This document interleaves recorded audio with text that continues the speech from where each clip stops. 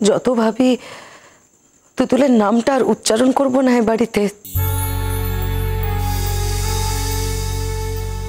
কোনো না কোনো ভাবে মা ওর ওর নামটা ঠিক উঠে আসে না।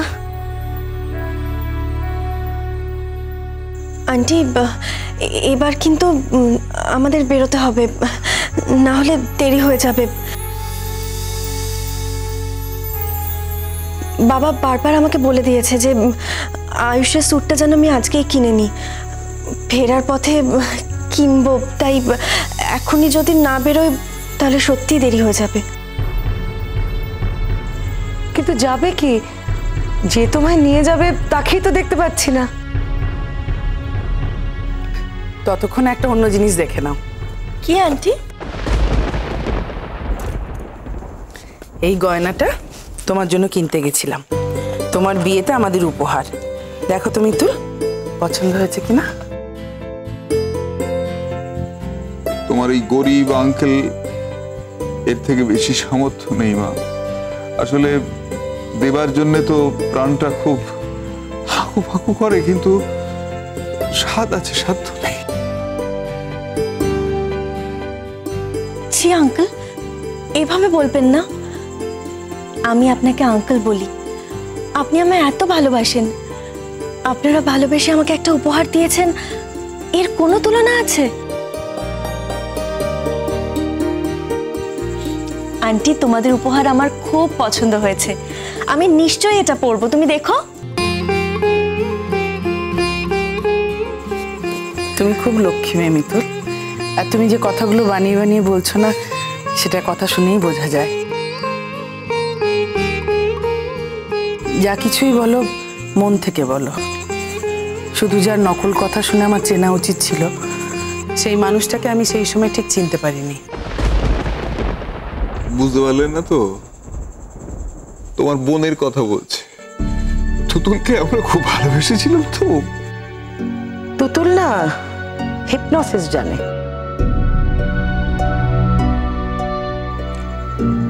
আমাদের কেমন জানি বশ করে রেখেছিল। এখন নিজের মনেই প্রশ্ন ওঠে, কি এমন ছিল ওর মধ্যে যে আমরা সবাই বশ হয়েছিলাম? আবার ঘুরে ফিরে সেই এক কথা বলছো, তুতুলের কথা। ওসব কথা রাখো, আমার কাজটা আমাকে করতে দাও। মিতুল, এই গয়নাগুলো তোমার নাও। যেটা পছন্দ হবে সেটা নেবে, আর যেটা পছন্দ হবে না সেটা গয়নার দোকান থেকে চেঞ্জ করে নেবে।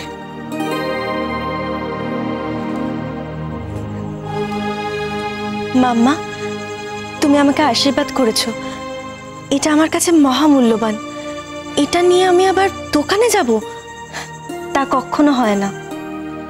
বাঁচালে তুমি আমাকে। বহুদিন ধরে অনেক নকশা দেখে তবে বানিয়েছি।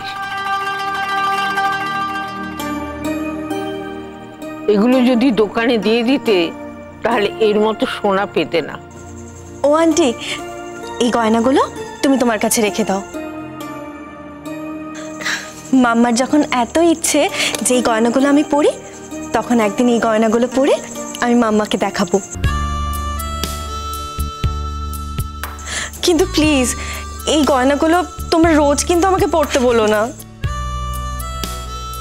তাই কি আর বলি? তুমি তো তোমার বোনের মতন ঘরে বসে থাকা মেয়ে নও। তুমি হলে ডাক্তার, বাইরে বেরোতে হবে তো তোমাকে।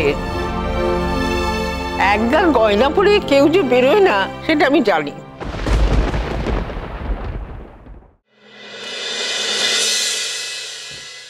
রেডি? আমি তো কখন থেকে রেডি, তুমি তো দেরি করছিলে। একটা জিনিস খুঁজছিলাম, পাচ্ছিলাম না, তাই একটু দেরি হয়ে গেল। পেয়েছো? হ্যাঁ পেয়েছি, ওটা খোঁজার জন্য একটু দেরি হলো। তা তুই কি খুঁজছিলি? আমাকে তো বলতে পারতিস, আমি খুঁজে দিতাম। এটা তুমি খুঁজে পেতো না মা,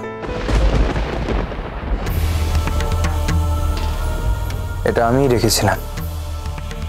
কোথায় রেখেছিলাম মনে পড়ছিল না, তাই একটু খুঁজে বার করতে দেরি হলো। তুমি এরপর থেকে বাবা মিতুলকে বলে রাখবে, ও ভারী পয়মন্তর মেয়ে। ও ও তোমার অগোছালো সবকিছু একদিন গুছিয়ে দেবে, ঠিক গুছিয়ে দেবে। আয়ুষ, আজ মনে হচ্ছে তুমি সত্যিই লাকি। এরকম একটা লক্ষ্মী মেয়ে তোমার কপালেই ছিল। কি খুঁজে পেলে? আংটি। কার আংটি? তোর? তোর কোন আংটিটা? সেগুলো তো সব আমার কাছে রাখা আছে, তুই কোত্থেকে খুঁজে পেলি? আর মা, আমার আংটি আমি খুঁজতে যাবো কেন? মিতুলকে যেটা দেবো সেটা হচ্ছে না। মিতুলকে যেটা দিবি মানে? সে কি, তুমি কি আমার ধৃষ্টতা মনে করো না? মিতুলকে পুরনো আংটি দেবে?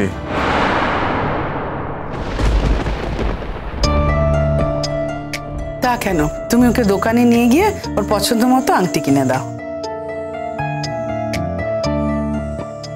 ওকে তুই পুরনো আংটি দিতে চাইছিস কেন? আর কোন পুরনো আংটির কথা তুই বলছিস বলতো? ও, মিতুলের জন্য কোন আংটি কিনেছিলি যেটা খুঁজে পাচ্ছিলি না? নাম এই আংটি বারবার কেনার কথা না।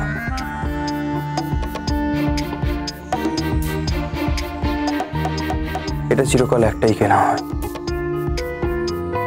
আর আমি এটা একবারই কিনেছিলাম, কিন্তু যাকে দিয়েছিলাম সেটা ভুল জায়গায় দিয়েছিলাম।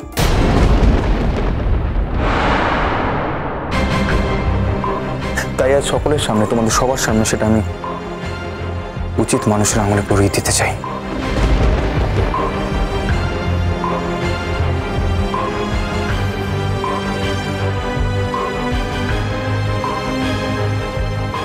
হাতটা দাও। না আয়ুষ,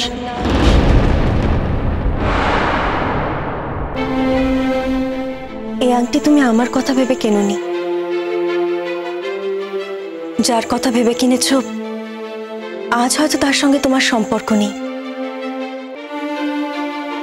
কিন্তু একদিন তার সঙ্গে তোমার সম্পর্ক ছিল। এই আংটিটা আমি তোমার থেকে নিতে পারবো না।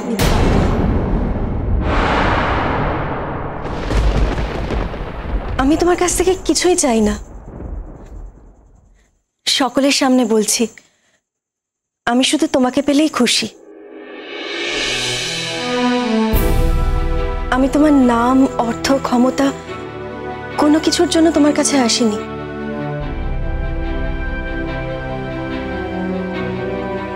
শুধু তোমার জন্যই তোমার কাছে এসেছি। তাই যে আংটিটা একদিন ভালোবেসে তুমি তুতুলের আঙুলে পরিয়েছিলে, সেই আংটিটা তুমি আমার আঙুলে পরিও না প্লিজ। আমি আংটিটা তোমার থেকে নিতে পারবো না।